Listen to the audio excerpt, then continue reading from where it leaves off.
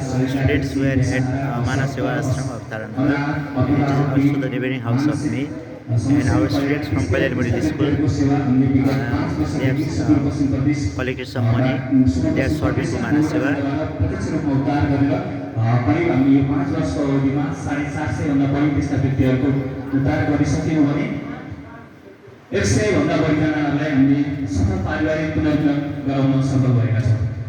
मानव सेवा आश्रमले उद्धार गरिसकेपछि त्यस्ता व्यक्तिहरू सडकमा भेटिसकेपछि स्थानीय प्रहरी प्रशासनको सहयोगमा मानव सेवा आश्रमले त्यस्ता व्यक्तिहरूको उद्धार गरेर र आश्रममा ल्याएर उहाँलाई थप औषधि उपचार लालन पालन पोषण गरिसकेपछि त्यस्ता व्यक्तिहरू एकदम मनोसामाजिक समस्यामा परेका व्यक्तिहरू एकदम राम्रो अवस्थामा आउनुभयो र उहाँले मेरो घर परिवार आफ्नो घर परिवार भन्नुभयो। त्यस्ता व्यक्तिहरूलाई हामीले पारिवारिक पुनर्मिलन पनि गराएका छौँ र 59 सालमा सुरुवात भएको आश्रम अहिलेसम्म हामीले करिब 20 बढीको विवरण तथ्याङ्क हेर्ने हो भने हामीले 11,000 जना सहयोगापेक्षीहरूको उद्धार गरिसकेका छौँ।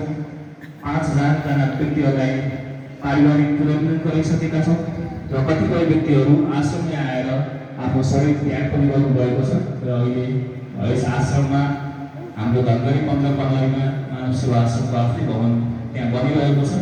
यो हामी भाडाको घरमा मानव सेवा आश्रममा छौँ अहिले र यतिखेर यहाँ 54 जना बुवाहरू यो शाखामा हुनुहुन्छ भने धनगढी मन्दिर कमलारीमा भवन बनिरहेकै स्थानमा करिब 22 जना बुवाहरू त्यहाँ पनि अहिले सेवा पाइरहनु भएको छ। विगत 5 वर्ष पूर्व सुरुवात भएको आश्रम सुदूरपश्चिममा हामी 9वटै जिल्लाबाट त्यस्ता व्यक्तिहरूको उद्धार गर्ने गर्दछौँ।